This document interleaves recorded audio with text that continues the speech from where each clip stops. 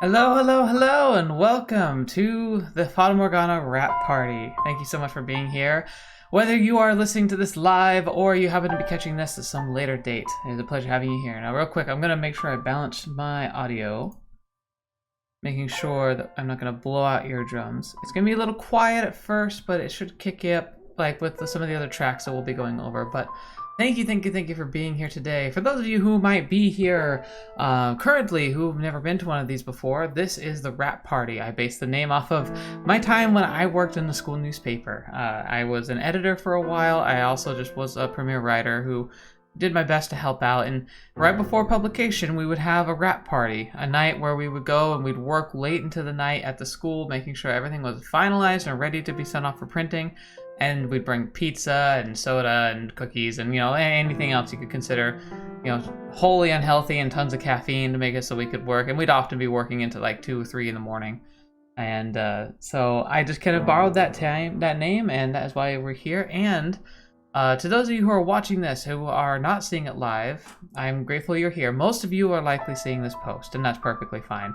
I don't expect people to all show up for my live streams. So for those of you who are listening, I'd love to read your comments later on. Likely you found this through the playlist, because live, for some reason, might show up in the feed like on its own, but it tends to get buried and is tough to find later. So I always try and save these in playlists now, because I find that I've struggled to find my own live streams from the past. But I'm just going to go over my impressions of the game, kind of like as in a completeness. So, if you've never played or haven't finished the House of Fata Morgana on your own, you better stop now. This is absolutely spoilerific. I'm not holding anything back. I'm going to be sharing everything on my mind about this game. I'm also going to be answering potential questions I might see in chat live, so if I seem to get something distracted, that's usually what's going on. I might usually say the names of people who are posting, or at least their screen names. But overall, this is just me sharing my personal thoughts and kind of giving a capstone to this entire experience. And my goodness, what a great experience this one was. So thank you again for joining me, and I guess we're just going to have to jump into it. Now, I don't have any guests tonight. That's not too uncommon. I open it up on my Discord. If you ever want to participate in one of these in the future, just join on Discord and send me a message and I will happily have you on. But if no one is on, I just get to ramble. But that usually means I kind of go hoarse after a while. So I may not keep this much longer than an hour. And I've got water, so I'll be taking some drinks here or there to, you know, purging the throat and everything. So once again, thank you guys for being here. Thank you guys for being a part of this. And we're going to just jump right into it. And right on cue, I picked a selection of music that we're going to kind of like listen to based on the books. It's like some of my favorite selections as we went through the stories. Not all the best ones, but ones I felt would be great for background noise and not too distracting. This one, for instance, is showing it might be a little too loud. Yeah, that's pushing that volume up. Yeah, that's good. That's good. Okay. So yeah, we will just be here, and of course I've got the fantastic artwork from the game, kind of as a backdrop. It's also going to help me keep on track. But we're going to kind of go through bit by bit. Oh, hello, Lambda Delta. That's a cute name. Hello, how are you doing tonight? Thank you for joining me. There is a little latency. I find that my computer, while it's being good at pretty much anything I need it to do, live streaming is one of the things it tends to struggle with. So there is a latency. So if you type something to me, it may take me a little while to see it, but I will absolutely answer as quickly as I possibly can. If I see a notification go up in Discord, I might hop over there, but you'll need to specifically at me. Maybe in the future I can figure out some kind of hashtag system on Twitter that will also make it easier for me to keep up with some directed chat, but we're not busy enough as of yet to warrant like needing to get that organized. But thank you for being here. It's a pleasure having you. So we're gonna kick things off with the first book, and it's really interesting because I go into almost every visual novel blind. I'm sure I've explained in my various videos that I didn't really know much, if anything at all, about visual novels before, I don't know, it must have been 2015, 2016. Started with me seeing a few channels covering the content and falling in love with the medium in general and the stories it was telling. So while I am obsessed with visual novels, I also have the honor to have never experienced like any of them. And so almost every time you watch something on my channel is like you're seeing my genuine first experience with it, and it's provided me some fantastic opportunities to just kind of share my thoughts and to like give you some genuine reactions. This is also weird because this is one of the few things on my channel that I don't use a webcam for. So this is definitely one of the more interesting ones for me, but it lets me relax a little bit, and I always get stressed out during live streams. Anyway, Lambda Delta, yeah, I know. Well, I can't believe a channel like mine that, when push comes to shove, is small. I love every one of you, and I'm so happy to make content for you, and the channel's bigger than I ever thought this channel would ever grow. But for such a small channel, I'm so proud and honored that I get to have so many people from across the seas and other nations that get to come and say hi to me. So wherever you are, good morning. Or good evening, or good day, or good day, you know, if you happen to be in Australia. I hope that wasn't offensive. But thank you so much for being here, regardless of who fixed that picture. I hate that picture, but it leaves an impression, doesn't it? Anyway, so we're going to jump right into the content of the first book. The reason why I bring this up is because I came into this not really knowing anything. I understood pretty much from the get-go that this was going to be a bit of a darker story. And I tend to cover darker stories, not exclusively, obviously, but I always get drawn more towards the more serious tales and away from the very frivolous dating sims. I definitely am interested in like slice of life and dating games, and we're going to be doing more of them in the future. It'll happen, but I tend to be more drawn towards these more serious stories, and so I knew it was going to be a lot darker than even most visual novels I'd played, but I wasn't quite prepared for what that first book came from. And I love that the start off with Mel and Nellie's story, at least like, you know, the first book's version. One of the most impressive things about it was the fact that it truly was the only book in the series, I think, that could walk the line of like really trying to fool the reader that the story was not gonna, that the story seemed like it was just gonna be a love story with a little tragedy mixed in, not how horrifically horrific it was gonna go. And so like, we go through the story, we're following Mel and Nellie and the white-haired girl, and the story itself was really impressive and fascinating. The intrigue, the death of the painter father, who had been like an estranged member of the household, and the revelation about Mel and the white-haired girl, and how they had the revelation and realization of like their relations. But was anyone else like just floored when Nellie did her stunt by like chopping off the white-haired girl's hair and then sneaking into Mel's room to try and like I almost hate to say it like this, but to go full Pornhub on him? Like, I was so like blown away by that twist. And the sad thing is that that is far from the most tragic or horrific or shocking stories in this game, but what an opening act. I remember I came away from that, and I finished recording that episode when we wrapped up chapter 1, and I remember I normally would have gone to bed shortly afterwards, but I kind of just sat and I just thought for like 10 minutes just about like what I just watched and what on earth that was going to mean for the future of the series. And I remember not sleeping much that night, not because I couldn't sleep or like I was like worried about having dreams or anything, but just more of like comprehending what that could mean and like really kind of coming to terms with the type of story this was going to be. Something I'd never truly experienced before, and yet like was so strong to catch my heart, and there was a reason for it, but I want to dive into that later because like the way this all comes around is a really cool story, I think, of my experience with it. But then we jumped into the second book, and the second book I was a lot more braced, but I don't know.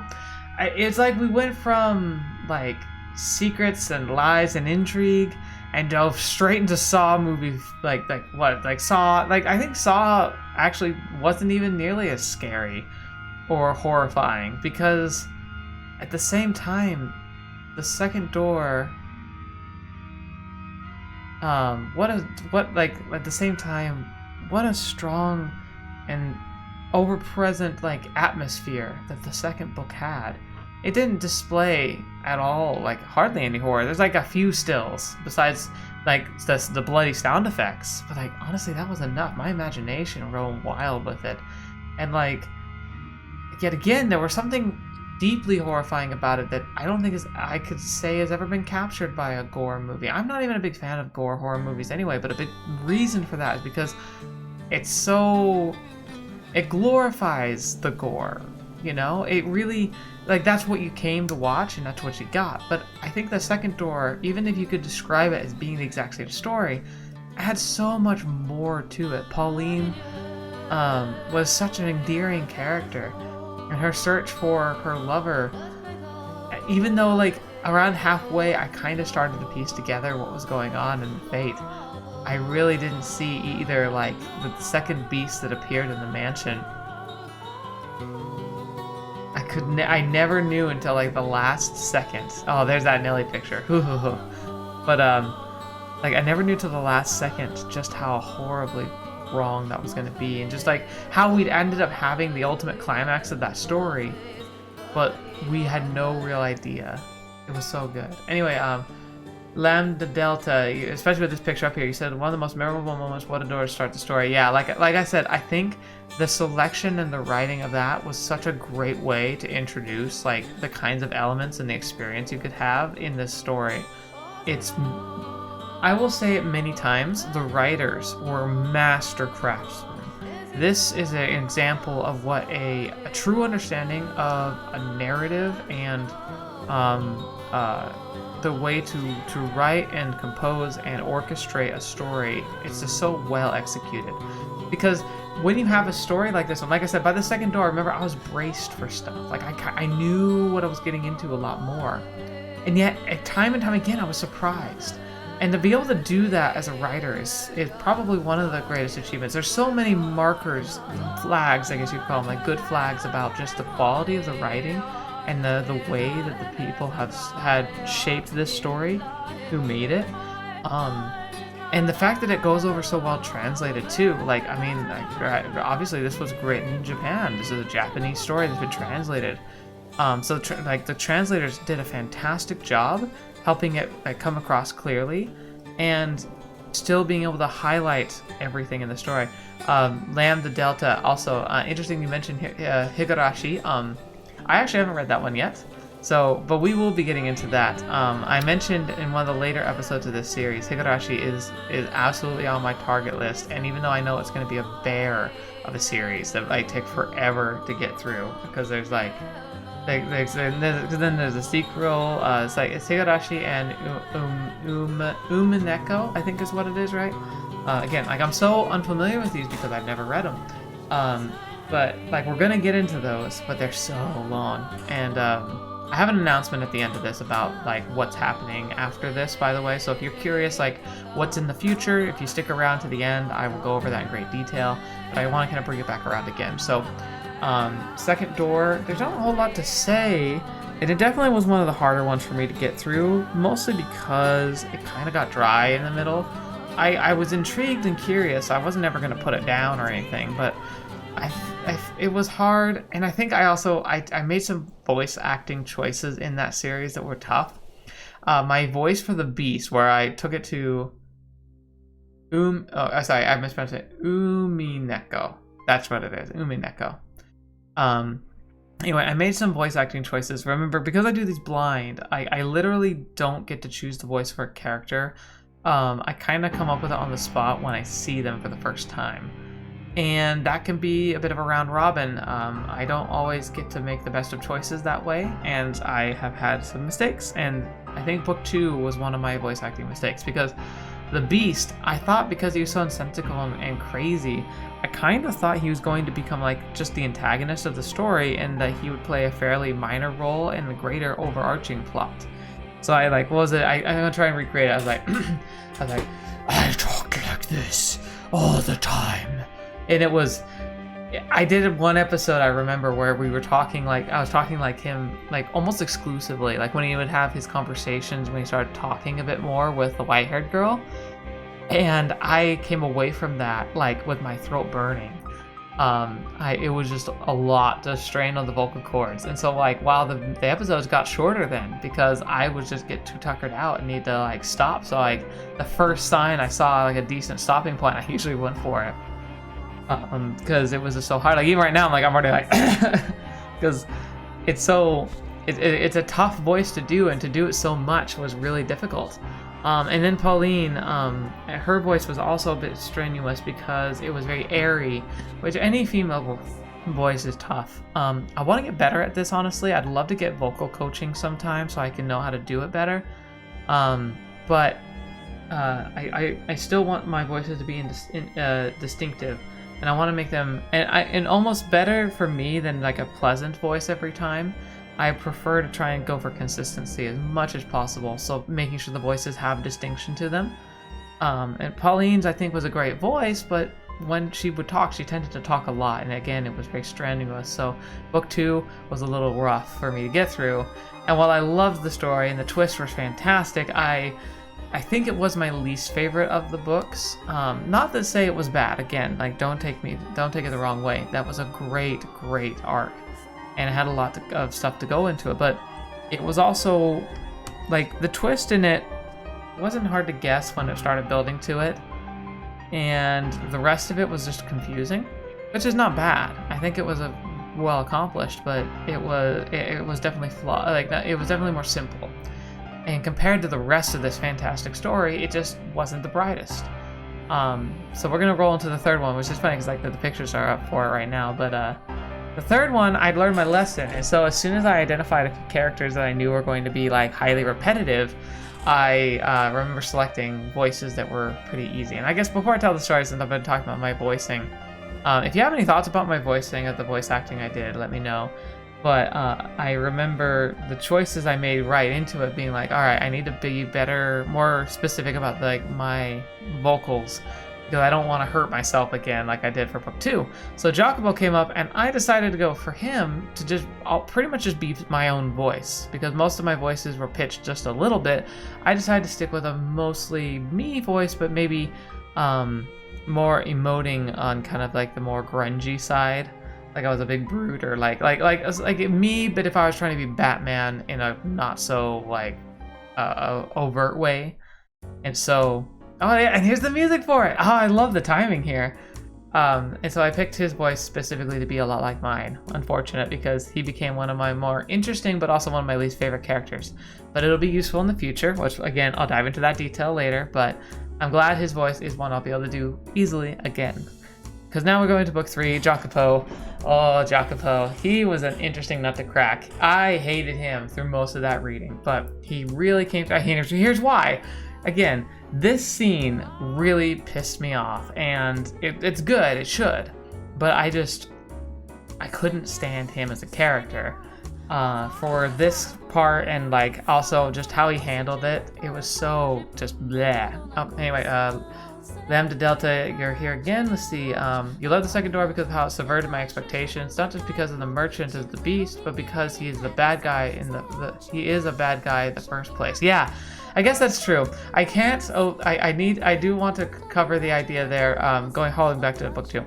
I did really like his backstory about how he was a monster from the get-go, and like how he actually, in my opinion, he was more monstrous when he was a human disguising his heinousness than when he'd embraced it. When he'd embraced it, it was like horrific, like Saw. But kind of like Saw, the horror element was taken away when it was just utter brutality. The horror, I think, was a guy who looked and acted fairly normal, who was absolutely a monster within. You continued on saying, I thought the story is a story about a girl trying to reach the beast's humanity, but the truth is the guy was rotten inside and 2 girls didn't know anything about him. That's the beauty of it. Yeah, like I said, just because it was my least favorite book doesn't mean that book 2 was bad. Book 2 was great. If you wrapped it up by itself and shipped it out, it would be a really decent story. I don't think it would be the earth-shattering story that we've enjoyed up until now, the rest of the series, but it was really, really good. Anyway, back to book 3. This is what happens with the live stream stuff. It always goes a little wonky, so I hope you're keeping up with me, okay? Book 3 really takes a strong dive into the aspects of understanding motivation. I think was really good. Like, if book 1 had a theme, was I think it was a theme of knowing like the difference between who you are and who you perceived as. It was a lot about like people wearing masks, and the only one who really wasn't wearing a mask in book 1 was Mel, and even then he still kind of was. It was very hard for him to be honest about who he was and what he liked. But everyone else, Nellie was a monster hiding in a beautiful dress. The white-haired girl was effectively an assassin, and a child out of wedlock returning to the house. We had everyone was wearing masks there. The second book was about, kind of like you were saying, you were talking about like the difference between a human twisted into monstrosity and a monster hiding out in a human shell. Like, what's the definition of truly inhuman? And that's definitely what the beast was. And the funny thing was, like I said, I think he was more inhuman when he acted like a human. And so book 3 is about revenge, and I think it's about like it has a really cool subterfuge between like Jacopo, who like was a fantastic ultimate schemer who built his entire fortune and his place in his family off the backs of taking advantage of, outmaneuvering, outplaying his family, his friends, his coworkers, his business partners. Everything was about me versus them. He never really had an ally, or at least he never thought he did. Maria, the lovable best friend from childhood who absolutely royally stabbed him in the back. Her betrayal was beautiful. Like, I hated what she did to everybody. But that was one of the best orchestrations of revenge I think I've ever seen in a story. Like, I did not see it coming for the longest time, and then when it was revealed, oh, it was so perfectly executed. It hurt. It hurt that it was so well done. And I think that the idea too is that it tells the story of a man who sacrificed what mattered, because while he could do almost instinctually the things that brought what he felt were the greatest of successes, he failed at some of the most basic tenets of where human happiness comes from, like relationships and like love and respect and feeling like you have trust. Can you imagine not living with trust? And that's Jacopo's story. Is he felt like he couldn't trust anybody, because anytime he trusted, he was betrayed. To the point he became so jaded that when someone came along like the white-haired girl, whom he could trust with his entire heart and soul, he never even saw it. So revenge and trust, it's a really interesting dichotomy. The white-haired girl played such a big role for that. She did such a good job representing blind, wholesome, wholehearted trust. And what hurts about that story and any later stories is the fact that like he was so blinded by his mistrust and his perceptions that when he had exactly what he wanted in the palm of his hand, when he had everything that could have made him happy, that he wanted to make him happy, he literally by his own actions cast it aside, and because of his cowardice he could not overcome it. Anyway, so Lambda Delta, you say in a speech in the guest room, you're talking about the speech in, like, from Maria? Or, I'm not sure what you're talking about that, but you say Maria acted like a comical villain compared to Amy, but it's too amusing to watch. Yeah, that's true. We'll talk about Amy. Oh, we'll talk about Amy. I have lots to say about Amy. But Maria, I think she was one of my favorite of the more villainy characters. I still think she's a piece of garbage in a lot of ways, but she did a good job. And I also think she's my favorite with her voice. I mean, the way they wrote her, obviously, like, it's kind of one of those translation choices that they made that I thought actually kind of worked. Obviously, she was meant to have like a country dialect. At least that was my impression because of the way they wrote her. And so when you're translating to English, like a country dialect, especially for America, would be a southern accent. And that's a place I lived in what's considered the South. I lived in the state of North Carolina for 2 years, doing a lot of door-to-door stuff, like talking to a lot of people. And I still have carryover from that. Like, I still say y'all all the time and other little idioms that I picked up there. But because I was so immersed in that culture, that's an easier accent for me to do. I'm terrible with accents. That's something I wish I could be better at, and I hope to be able to figure out. But Southern accent I can pull off really pretty well and fairly naturally. And so she was one of my favorite voices to voice act, because I felt like I really could make her voice distinct, and it was really fun to read her lines. Except for the editing I always had to do. I'm sorry. I choose typically not to swear. I have nothing against it, but I have a habit of me personally editing it out. It's from the way I grew up, and also just the fact that, like, I feel like if I choose to swear, I want it to have real impact, and if you swear all the time, it loses that. So when I swear, I want it to be meaningful. Oh, I hate that picture. But when reading her, she cursed a lot, and it's kind of nice because YouTube found out, oh crap, we need to start agreeing, so now they like flag people who swear too much, so my channel's always never had that problem. Yeah, Maria had the most F-bombs in the novel, absolutely. She had more curses in general than I think the rest of the cast put together.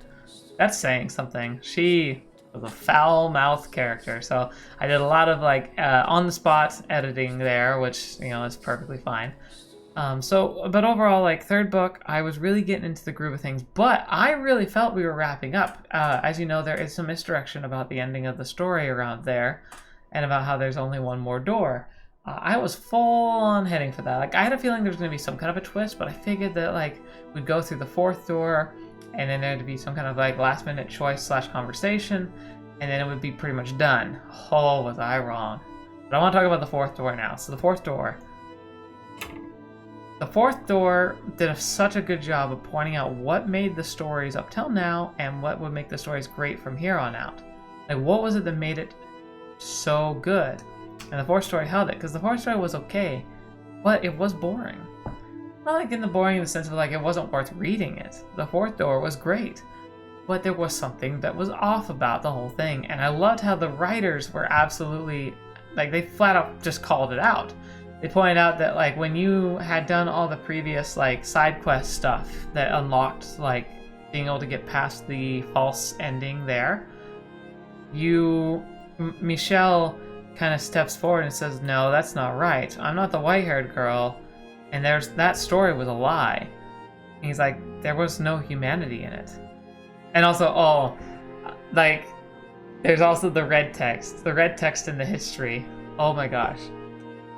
There are times where something happens that I think convinces people who are watching that I must have done some homework or had something spoiled for me, and I really worry that you guys are going to think that about me because I work so hard that I want to get things, like, I'm trying to be honest and I'm not trying to, like, act. I can't do acting. If I have to re-record an episode, I can absolutely point it out the instant I see, like, myself like reading it back, because I'm not good at hiding my emotions. I'm an expressive person.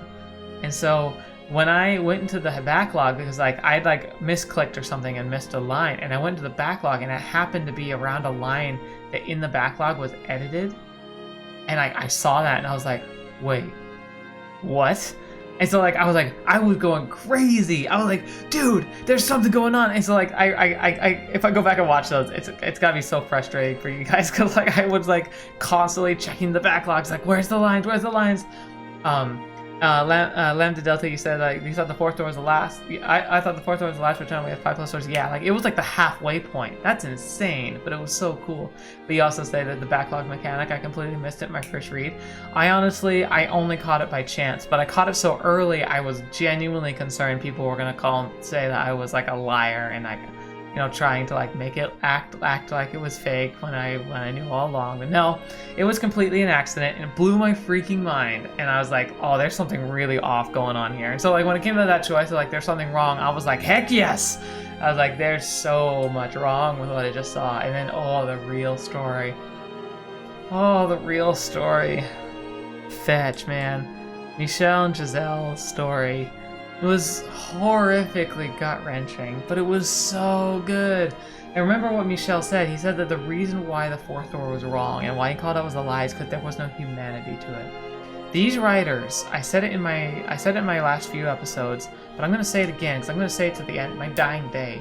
Whoever wrote and worked on this story of House of Fata Morgana, they understand humanity on a level I did not think was possible.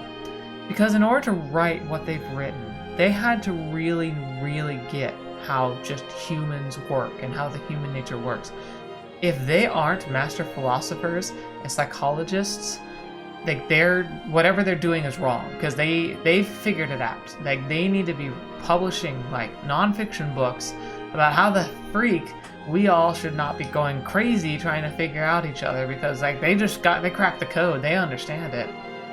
It's impressive and humbling to understand what they just seem to just know about how people are and what makes a fictional story, feel so real, and how the people, even monsters like the Beast, still feel human in a weird way. And then people who are monsters in the fact of what they're willing to do come across as some of the most like approachable, realistic, and neighborly people when you get down to it. And that's what the whole second half of the story is all about. Because we look at Michelle and Giselle, and we look at them not from the idolized, like, oh, we're fanciful, full of love, and everything's great until everything went horribly wrong, and oh, I'm the witch of the manor and everything. It goes from that to this harrowing story of Giselle and like the horrible things that she was put through trying to provide for her family, being forced into exile, and finding somebody that she just had to learn to live with. The horror of her like facing her deepest fear and her broken psyche, having to confront that face to face and not being able to handle it. How many of us could? I mean, no one. And like Lambda Delta, you say like door 5 is beautiful. The theme of love and hatred is there. It's so good. Yeah, like I think the theme of the fifth door, which is the fourth door, is love. Like what true love is. Because like you see her, she goes to the village and she gets that help and like almost becomes a part of their society. But then when things suddenly go bad, like people who were like showing her love and support betray her again. And she's just flat out like nearly killed. And in order to try and survive, she tries to betray Michelle, who not only helps her get away from them, but then brings her back in and forgives her. And their love story, like from that point to the end, was the best and most joyful part of this entire thing, except for maybe the grand finale. Because I loved watching them learn to love each other. I adored seeing how real that was and how much that reminded me of my own relationships growing up. Like like the whole idea of like how people like, oh my gosh, like I don't even know, like recently, like I think it started today, and if it hasn't happened to you yet, it might happen soon. If you listen to English YouTube, there's a trailer that just pops up. It's like a whole video that someone's putting as a trailer. It's about the secrets of dating and like unlocking the female brain, and it's a bunch of baloney. Because like it's talking about like using like primal impulses in people to try and like program them to want you, and it's just garbage. I don't care if you might have some kind of that point. I think Fata Morgana, especially the fifth door, shows us what true love is. And you know what true love comes from? It comes from an idea of like respect, of a willingness to communicate. It comes from the ability to see beyond yourself, but also to not come into a situation with pre-expectations. I think a lot of people fail in love because they have the stink of desperation. I think a lot of people fail in love because they want the love that they like imagine, not the love that actually happens. And those types of real love, like those feelings, they come, they're born, they're breed, and they grow from the moments of just life, of honesty and union. You don't have to just be like the same as each other. You can be complete difference. You can have arguments, you can have disagreements, but like just like Giselle and Michelle, despite the fact they're fictional characters, they teach us what love is. It comes from a willingness to try and understand, to forgive, to learn and want to grow with somebody else and let them into our lives and us into them, like emotionally. And like they had no intimacy, and yet I defy anybody to watch and read their story and not think that they had some of the most impressive love arcs you could ever see. It made it so tragic at the end.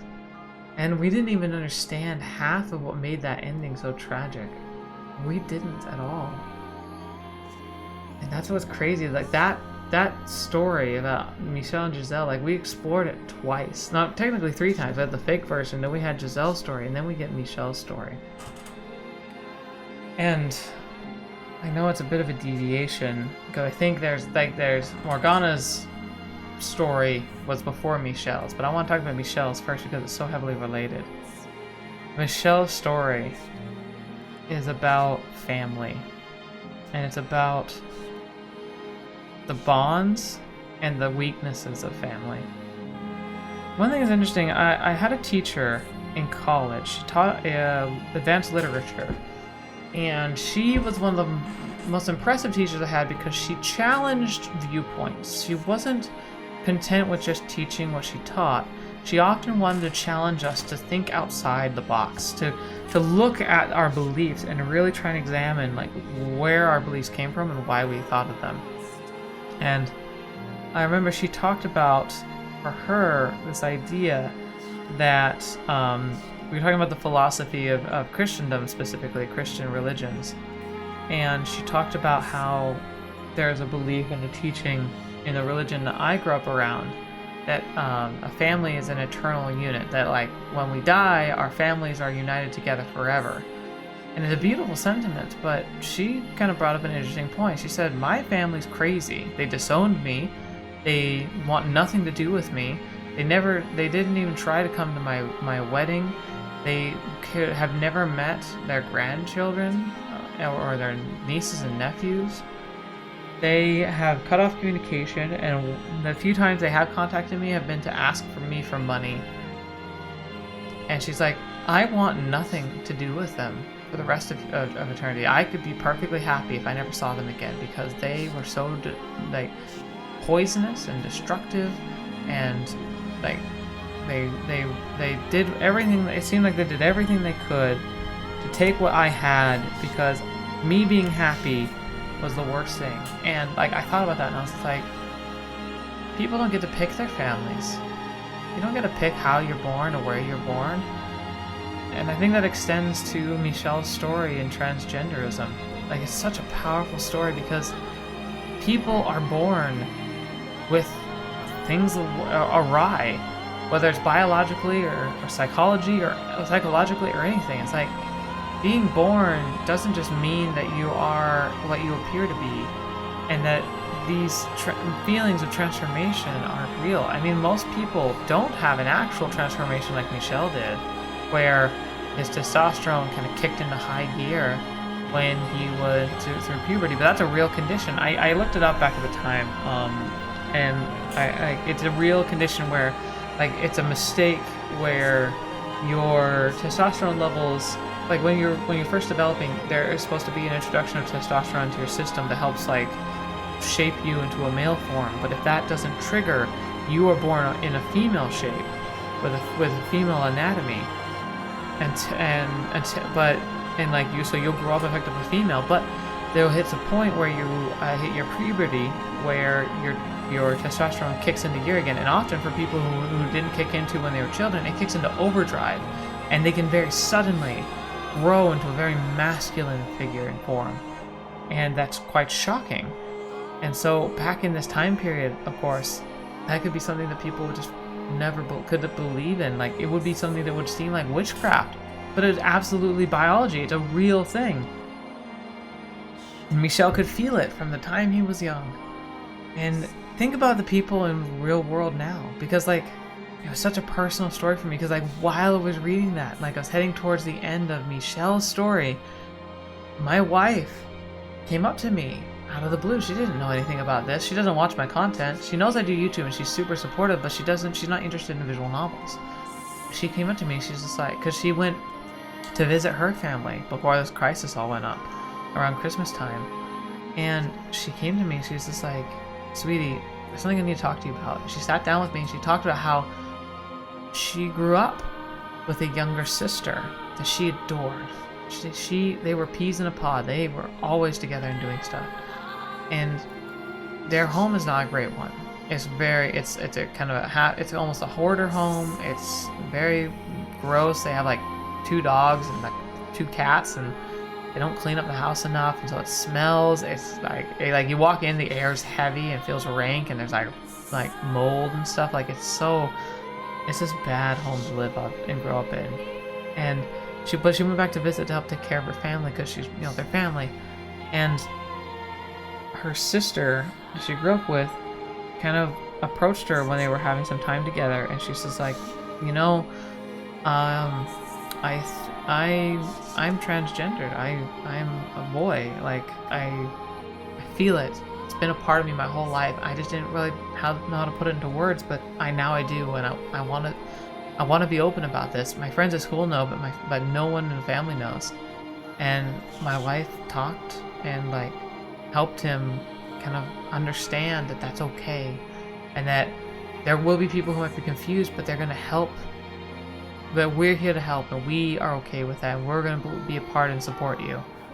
And my wife, like when she came home, she was like, she kind of was heartbroken a bit. Like, there's a pain there when you have your expectations shattered of what you anticipate someone's future to be. But after kind of going through a little bit of a grieving process, she stood up and she's like, but I don't care. I'm going to support him and all he does. And most of her family isn't being very supportive, and it's very unfortunate. But like, it was such a real experience and happened in such perfect timing with my life. So I will never forget or ever take for granted the story of Michel and where he came from and what his background is. Lambda Delta, you say, door 7 made my mouth left my mouth hanging most of the time. I never thought they'd touch that subject, not for shock value. They handled Michel's gender issues story very respectfully. They did such a good job. And that's the thing.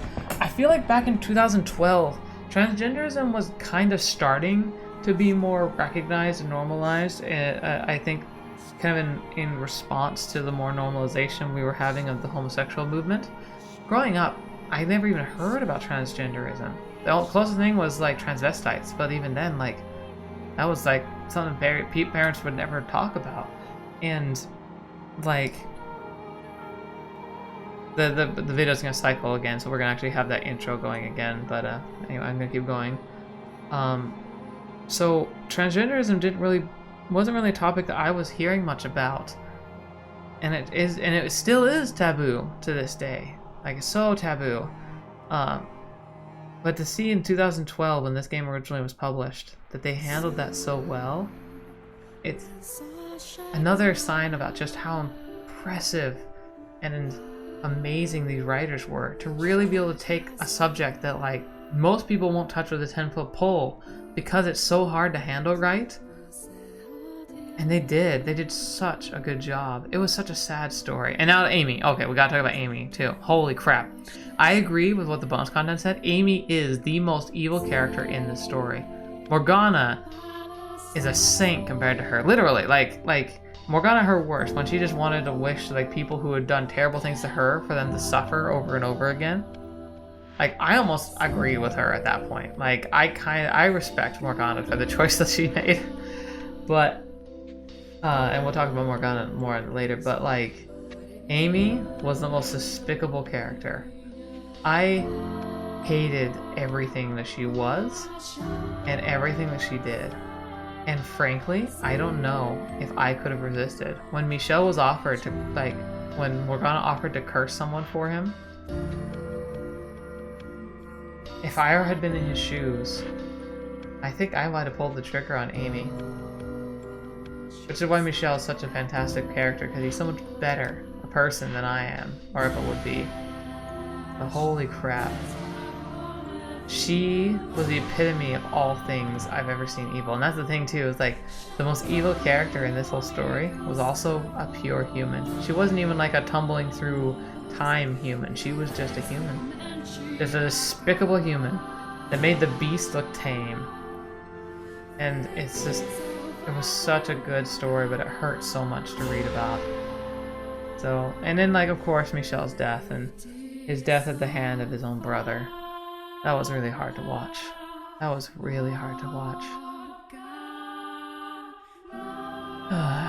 Lambda Delta, you say Amy is evil. It is evil, and that even backstage can't even downplay it. Like, oh yeah, no, she was flat out like the worst person in this entire series by far. But let's talk about the story that happened between Giselle's and Michel's, and that was Morgana's. From her perspective. I remember really being afraid of Morgana and what she could do. By this point in the mansion, she pretty much showed that she literally could just play with everyone like a puppet on a string. And then her story came around, and it was just a horror show. Tragedy after tragedy. And it really made me wonder why I didn't just want her to keep doing what she was doing. The best villains are the ones that like you are horrified by until you see through their eyes.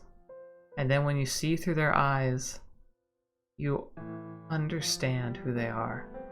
And that's a great example of all the best villains. All the best villains are the villains whom you can't help but feel like you could kind of support. You almost want them to win. You know they can't, because like if you allowed them to have their way, much worse things would happen. But like I don't think that's ever been as clear as it is for Morgana and her story, and understanding that like that every person that she cared for ultimately betrayed her. Even if she didn't understand it or see it. Or even misinterpreted it. Ultimately they did.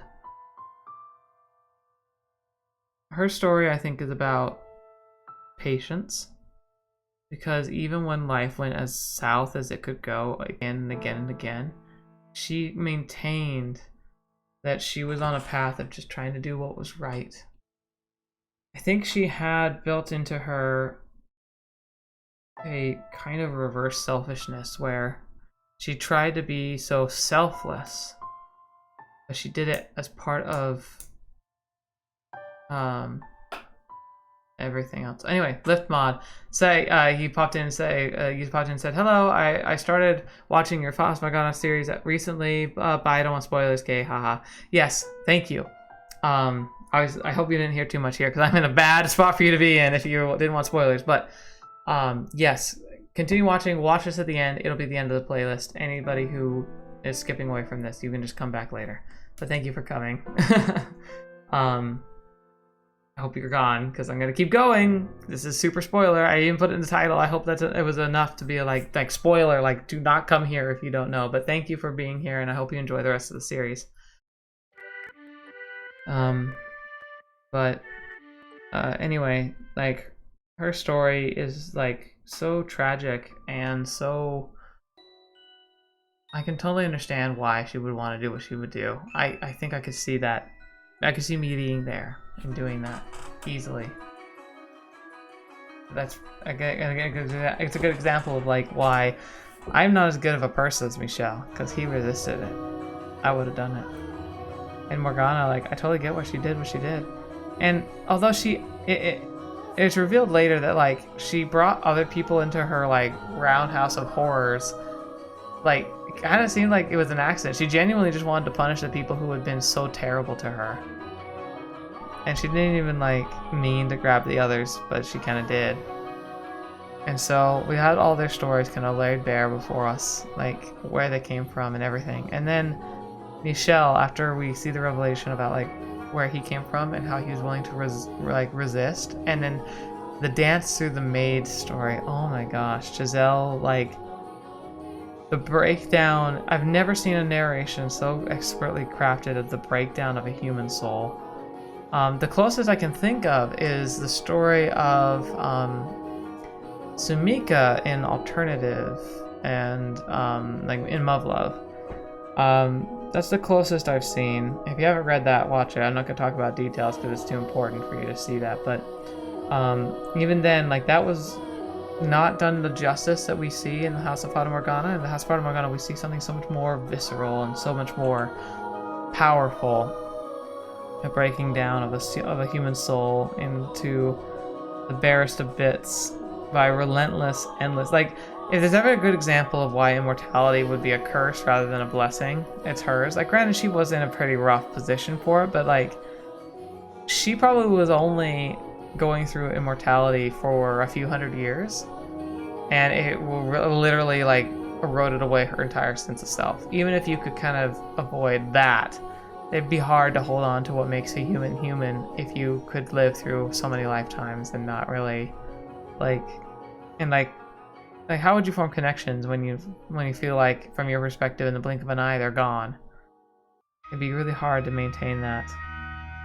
And so like to watch that, it was so hurt so much to see her spiral down and then get to the point where she really couldn't recognize Michelle for who he was when he showed up in the mansion as a shade. Granted, he'd be hard to recognize, but at the same time, like, that was such a hard thing to watch.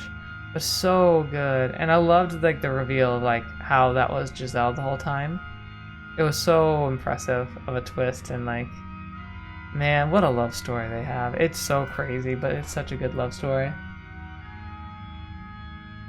And then anyway, Lambda Delta, you say, according to Morgana's curse, she hunted a lot of innocent people. She hurt a lot of innocent people along the way. She did. She got a lot of people caught in the crossfire that she really didn't mind, but at the same time, she also wasn't like gunning for them specifically. It doesn't really justify it, but at the same time, it humanizes it. That it was a mistake more than anything else. But Giselle's story was really hard to watch, even though we knew what was going on, especially with like how she kind of just got caught up in all the other horrible things that were happening in the mansion. And by the end, she was almost excited to be a part of it. Just was so twisted up.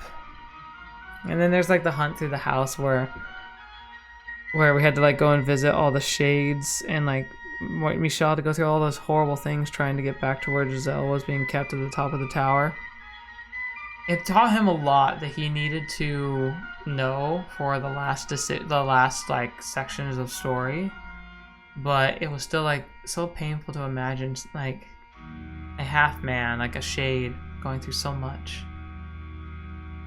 And then we get to that ending, like the real, like not the ending, but like the last like story where he jumped into the simulation of the past. And really got to see, because like by the time we'd seen that and we saw Morgana's story, like I kind of hated Mel, and the swordsman and Jacopo. Like, I hated them too. They were horrible people. They kind of deserved everything that came their way, especially when we saw it there. But Michel was so convinced that like every other story he'd seen, that if we knew more about what was going on, we'd see the humanity in them too. Because that's the story of the final section, and ultimately the House of Fata Morgana is like, what is humanity? Like, what makes humans humans? What makes them worth being around, staying around, keeping alive, and having as a part of our lives? And the answers were what we unraveled there. Learning about Mel's past. And all the times I died too. Man, I died a lot in that. I was able to dodge so many, like, all the bad endings, like, going through the playthrough up until that last part. And then I hit, like, every single death, I felt like. But that whole story about, like, understanding that Mel and Nellie, like, Mel, he didn't know what taking care of yourself was about. He didn't know what he was doing. He just kind of made the most of it with Nellie, but Nellie was so sick, and he just didn't know how to handle things. Like, he was so immature, and it kind of one of those things where, like, your background can screw you up, because, like, he was raised, like, privileged, but then was thrust into poverty, and, like, he never learned the skills necessary to deal with that. And so, like, and then he made friends with Morgana, and genuinely wanted to be friends with her, but, like, we just had this whole, like, showing of, like, how when it wasn't even that he just betrayed Morgana because he was kind of scared of her, because he kind of was, because of all the blood stuff.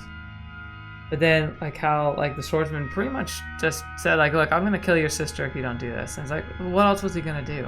Like, Mel's the most pitiable because, like, it's despicable what he ended up doing, but I mean, I get why he did it. And then we get to the beast, and, like, he is irredeemable, really. He's just a monster. But, like, there's still, like, there was, like, that part of him that didn't want to be the monster and wanted to fight it. And, like, he just needed somebody to kind of ground him. It's still, like, hard to justify that, obviously, but it kind of heralds back to this idea that, like, there was something fundamentally wrong with his foundation. And I think it's a great topic to cover about, like, mental disorders in a healthy way. It's weird to say that he taught important healthy lessons, but he did, because people get so confused about things like that are more commonplace, like this, like depression or autism, and these disorders. They kind of treat them as if, like, oh, they're misunderstood, or they're just in the dumps. You got the blues. You got to go out and get outside more. And it's like, you don't understand. There's something. Not that those people are inhuman, don't get me wrong. The Beast is inhuman, but that's because he's like the most psychopathic psychopath I've ever seen. And I would argue that being a genuine psychopath might classify you as inhuman, because of, like, the kind of things you're capable of doing without remorse or even, like, comprehending, empathizing in, like, what you're doing. But, like, at the same time, there was so much about him. Like, he was like, I have these urges, and I want to fight them. That made him pitiable. Landed, I've been ignoring your comments for a second. He said, I thought we'd have an end game ending where we got the time travel solution, but nope, the ship is sailed a long time ago. I think that's fair. Time travel is a sketchy thing to work with. I think Steins Gate is the best example of how to handle time travel, and even then, like, especially if you get into Zero, it gets a little wonky. Not quite making sense sometimes, like following its own rules. Bit of a struggle there. So I'm kind of glad that it wasn't true, because the way it resolved everything, I think, was just beautifully done. But you're saying, meanwhile, the actual cruel lord didn't get cursed. He surely enjoyed his bloody wine. Yeah, I'm sure he did. The original, like, lord was a scumbag, but he got what was coming to him.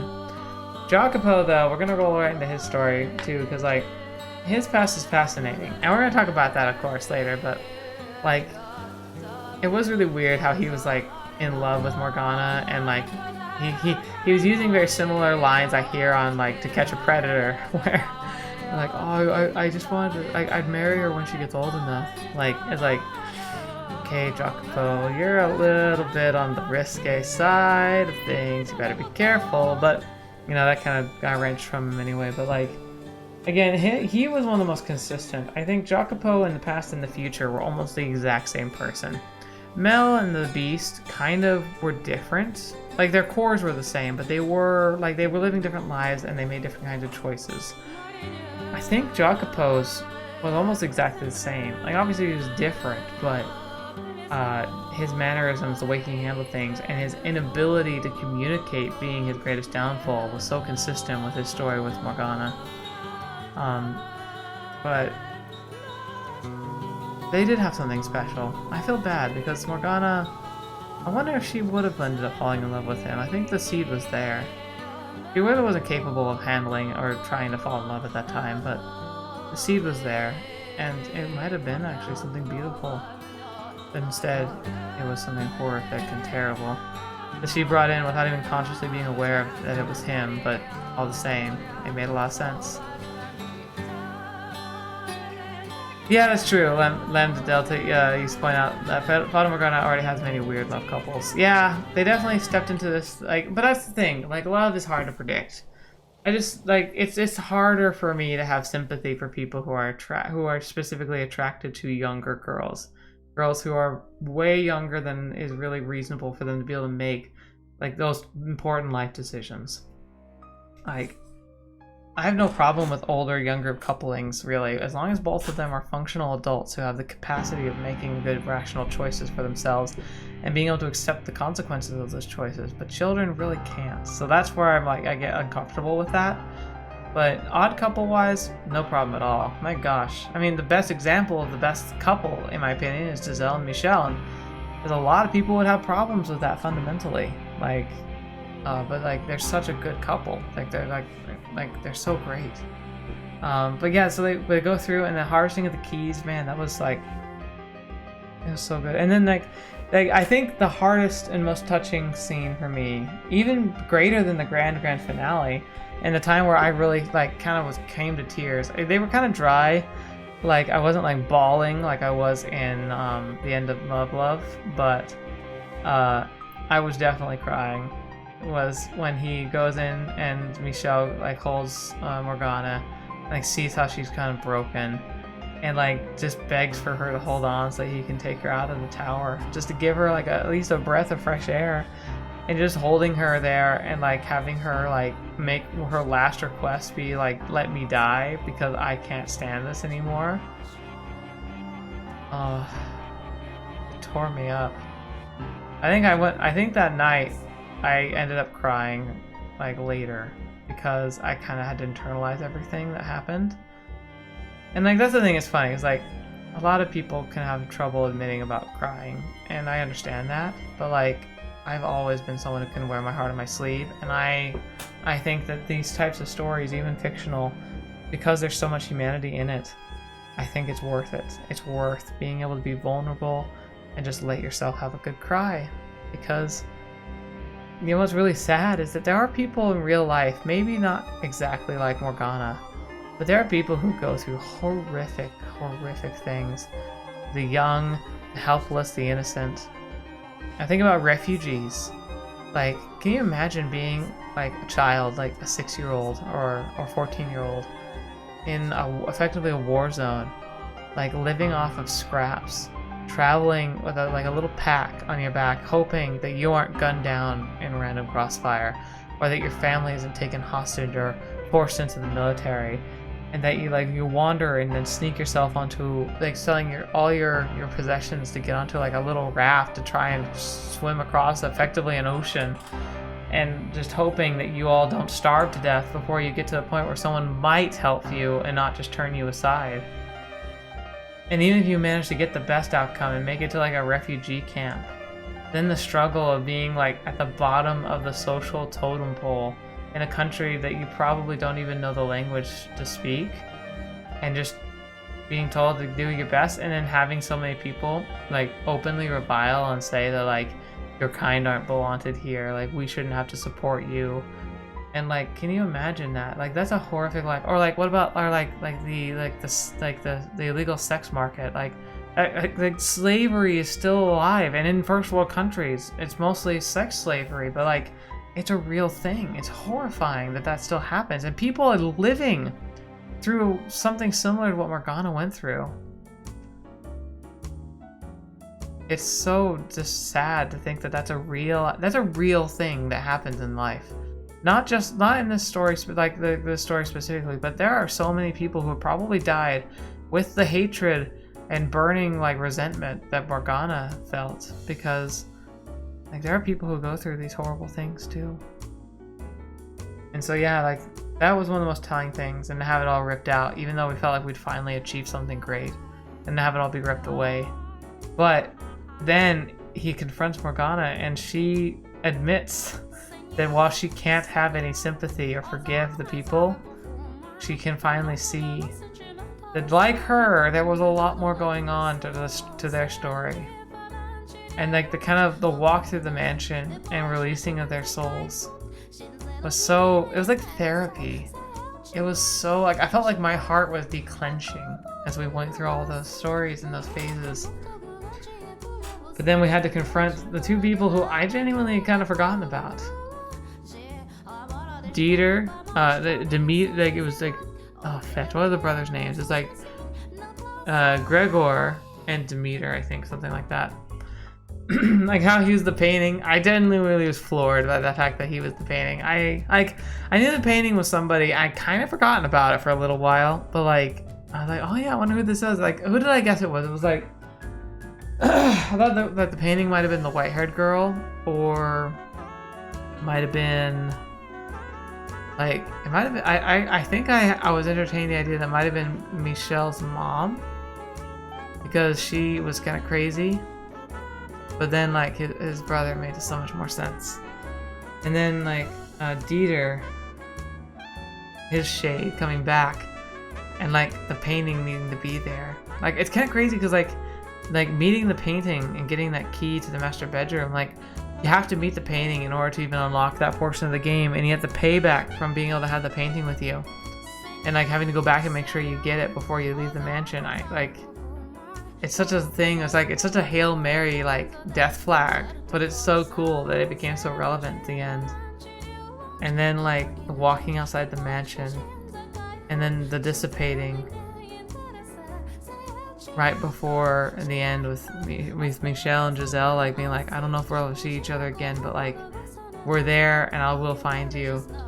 And then the glorious conclusion, man. I was like beyond tears at the point of the conclusion, but like it was so good. Just seeing like the passage of time and the acceptance and moving on.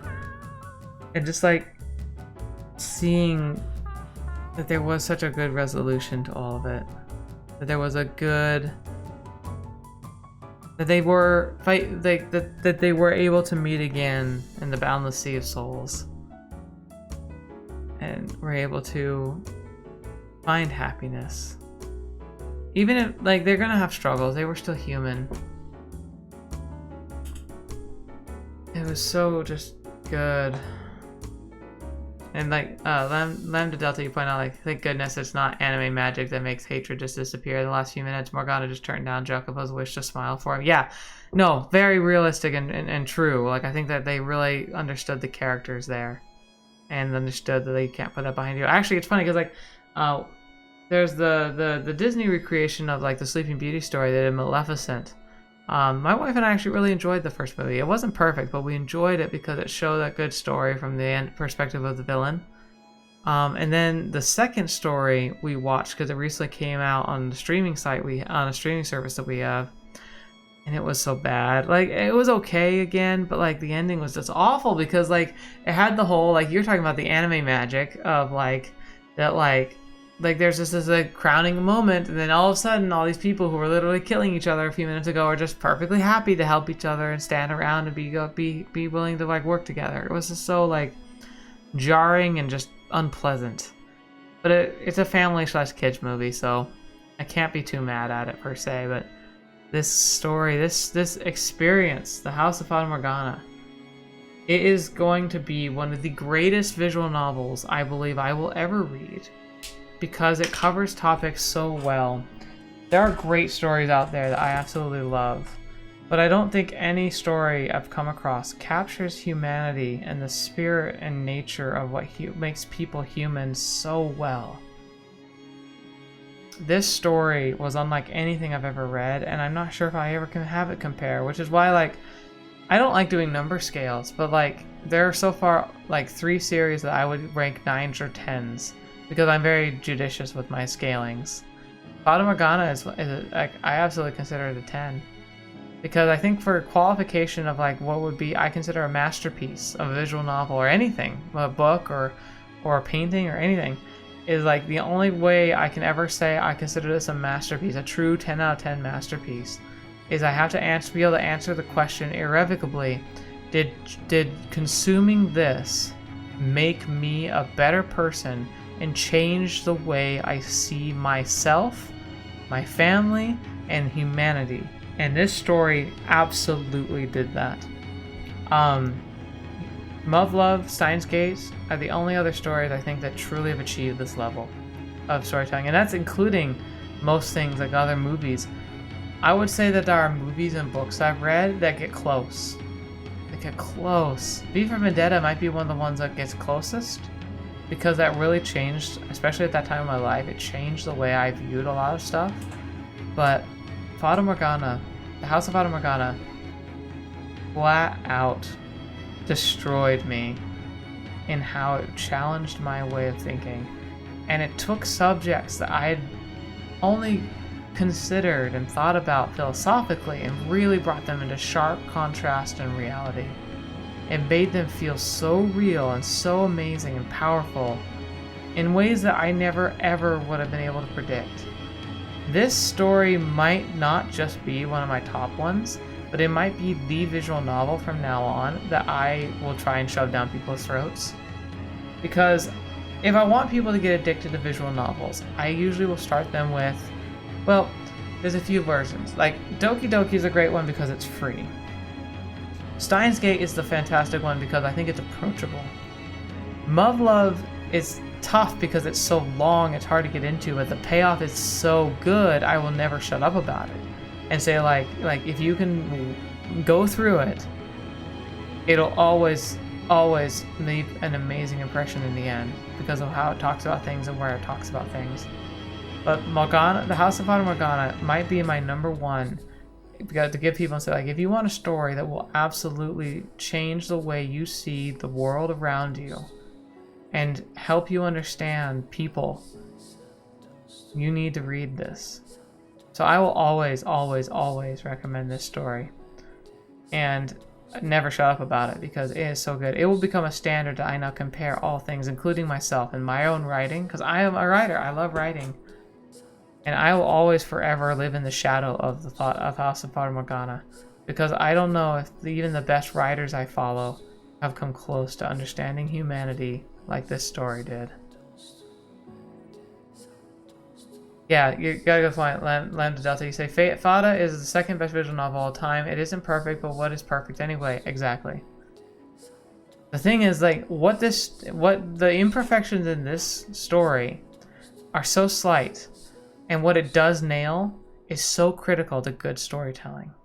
It's probably the closest thing to a perfect story I've ever seen. But I gotta say, for you, if this is your second best, what's your best? I can't pick a best because, like I said, my best list, like Steins Gate, Fata Morgana, and Love, they all do things that are so impressive and important. I can't say that any one of them is better than the other because they're so good. But the fact that you have said there's one better than this, it intrigues me. So I'd love to see what you say it is. But I guess overall, like, I genuinely believe if every person in humanity could read this story, it would make the world a better place. If every single person could be sat down and read this in their own pace, in their own time, and really give it some critical thought, it would genuinely change the world because of the things it makes you question, that the things that we ask ourselves while watching it and reading it. And the music, oh, the music is so good. Oh yeah, okay. So you're saying Umi Neko, so yeah, like Higurashi Umi Neko, like I've been told I have to read them. And I will, because I have to admit, like, this, like, you saying that again hammers home that I need to get those series down, even though they're like collectively 300 hours long.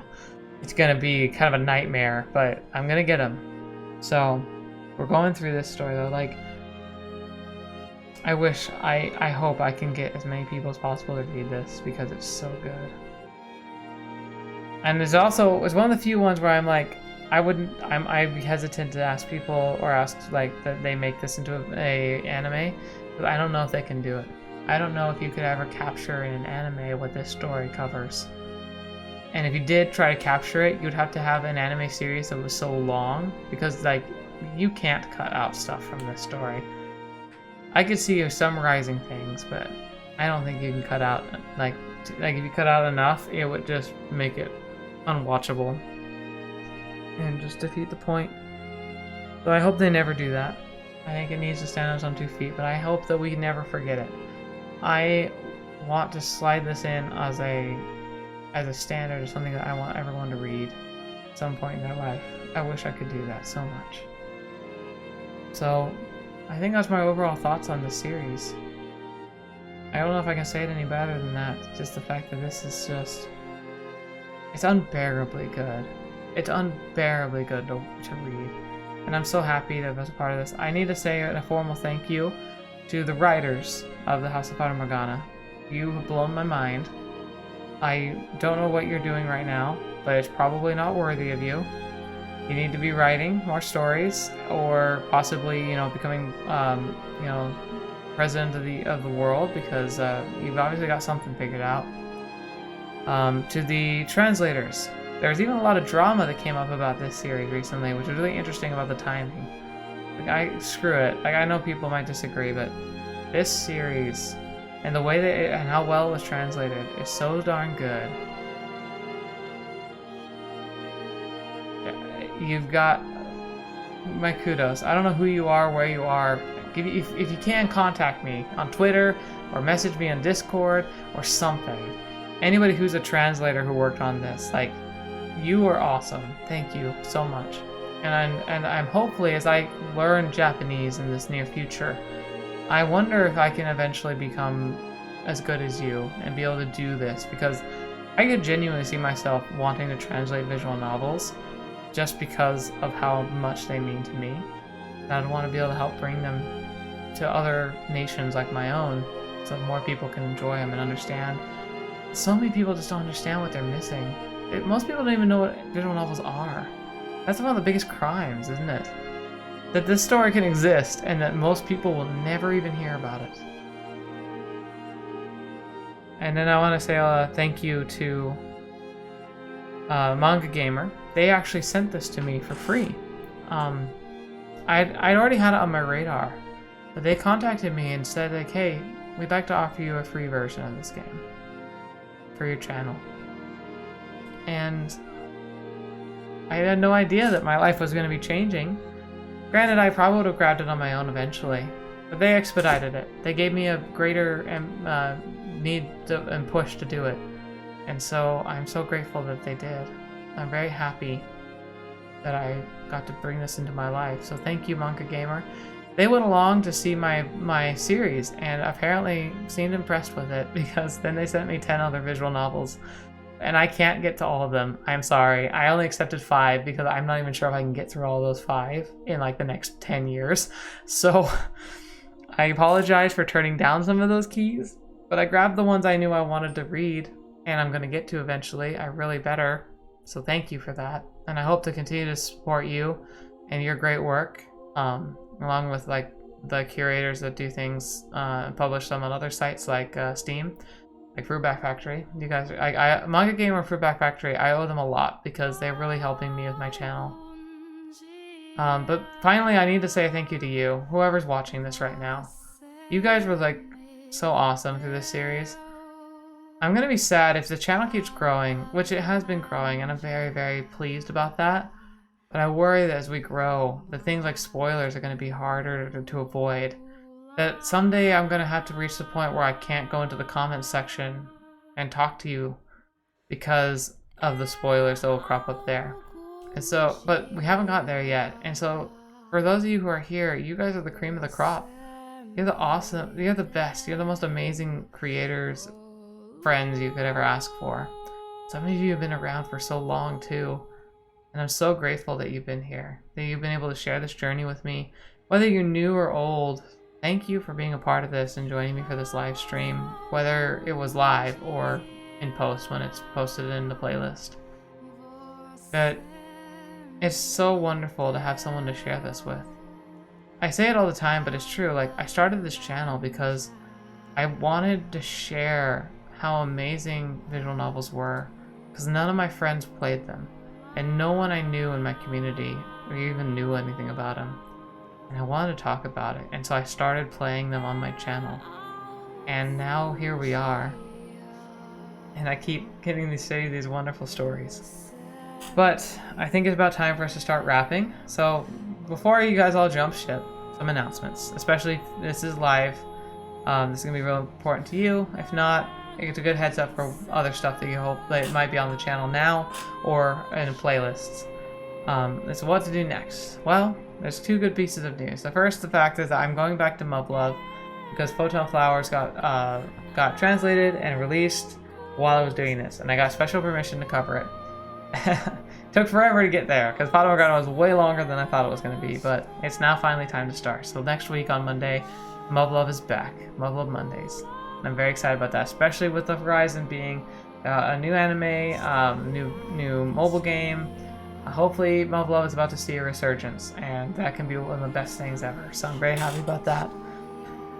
So we'll be doing Photon Flowers. I have no idea what it's about at all. I've heard great things so far though, so I'm very excited to share that with you. But then, what about the House of Fata Morgana? Because, as we discussed, there's a little bit of a thing called Requiem. It's a second series that dives a lot more into, specifically, that did Jacopo's story, apparently. And I've heard from you guys that it's shorter, but really good. And I was thinking about whether or not I should wait to do it after or before Higurashi.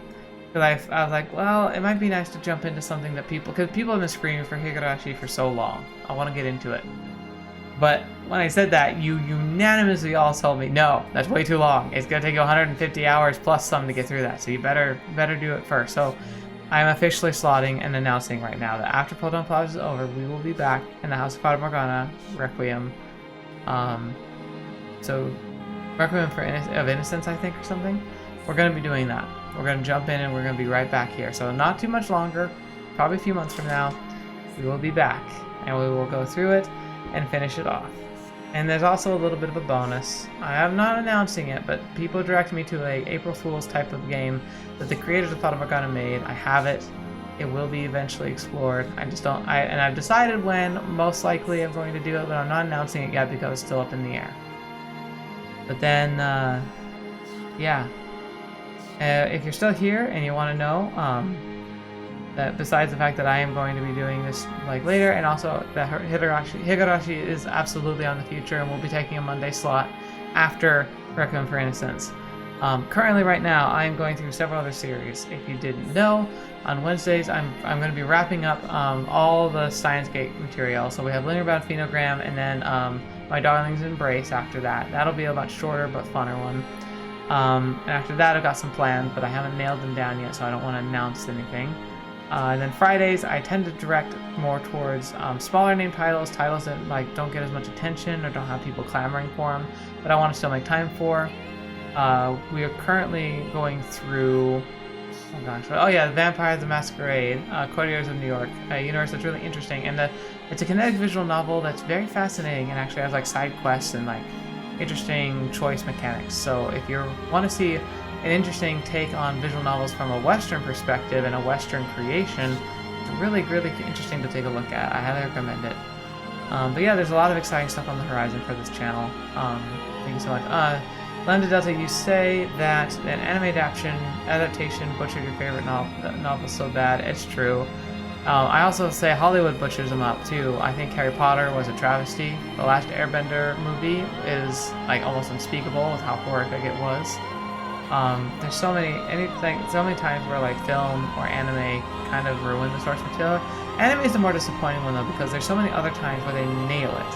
Anime is so good, like it has a great track record of anime series that really follow the the manga well, and even if they have to deviate, they tend to deviate decently well. But it seems like they just can't handle these amazing visual novels very well, huh? Steins Gate did pretty good though. Steins Gate did a good job. But you also say there's another YouTuber named LH Collider that does Fata Morgana. Check her out. Interesting. I think I have seen that channel. I think I already follow it, but I'm gonna look it up just in case. Hope you don't mind. Because I love seeing other creators. I've done some work with and still talk a lot with Meltica Melty, though she's stepping away from visual novels specific, like strictly. She's still doing some, but like she's stepping away because some of the best visual novels are a little too intense for what she wants to display. Because she does live streams all the time, I can kind of understand that. She might do it on her own later, hopefully she will, but I don't want it, but she's still fantastic. I had a lot of fun doing stuff with her. So if there are other channels that you think you would like to try and see, potentially do some collaborations together, or at least like talking, I'd love to hear your references for them. I'm having trouble. I'm guessing her channel is a lot smaller, but this is not popping up. LH Lighter. Yeah, I've spelled it right. It's not. Doesn't have a space in it, does it? Oh wait, maybe it's House of Fata Morgana will do it. Gotcha. Do I follow you? Oh, gotta turn this down because. Oh no, I do not. Yeah. I'll definitely check out that channel. She's looks like she might have not started. Started not too long ago. Yeah, I'll take a look at her stuff, and maybe we can have her featured on the channel sometime, or like do a joint reading of something. It's something I'm a huge fan of, so we will see. Wonder how far she's gotten into it too, because like if she's nearly finished it, then maybe we could even do maybe we could do the sequel together. That'd be really interesting.